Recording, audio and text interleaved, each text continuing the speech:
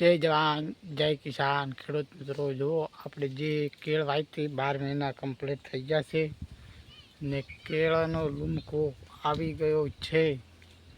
જુઓ કેટલા લૂમખાયા છે, 1 2 3 4 5 6 7 8 આવ્યા છે.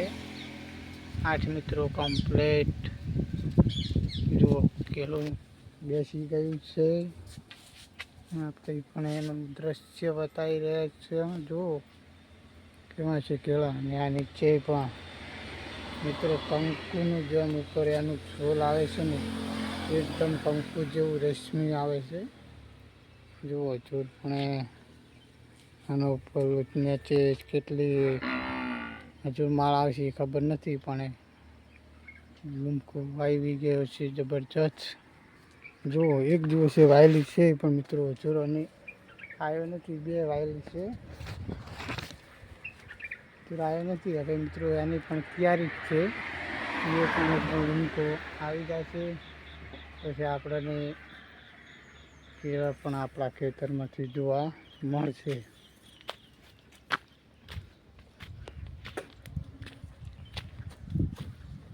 જો ખેડૂત મિત્રો, આપણે શાકભાજી જે વાવી હતું વહેલા સર, અત્યારે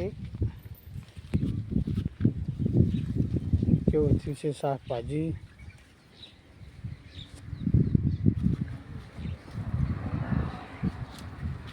જો મિત્રો જે આપણે ઓબો વાયેલો છે ને, એ પણ મધ આવીને બેઠું છે. મધ આવ્યું છે. હજુ તો લોબો તો માપનો છે, પણ અત્યારથી મધ બેઠા એવો ગીત આવતો હોય છે. જો તારી આપણે કેવા પોપડો ભીંડા પણ કેવા મસ્ત થઈ ગયા છે. ભીંડા બેસવાની તૈયારીમાં છે. તો આપણો વિડીયો લાઈક કોમેન્ટ આપવી પડે.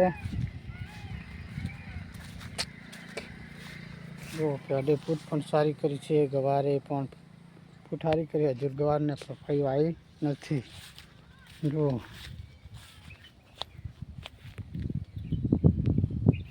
હમણાં આપણે વાવી છે રીંગણી, કપાસ, ટામેટી વાવીથી પણ વરસાદના લીધે જતી છે.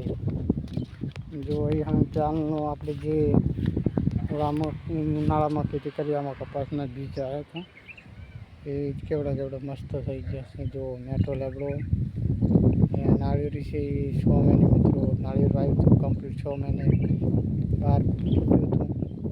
42 રન થયું છે. કેવો ફૂટ છે.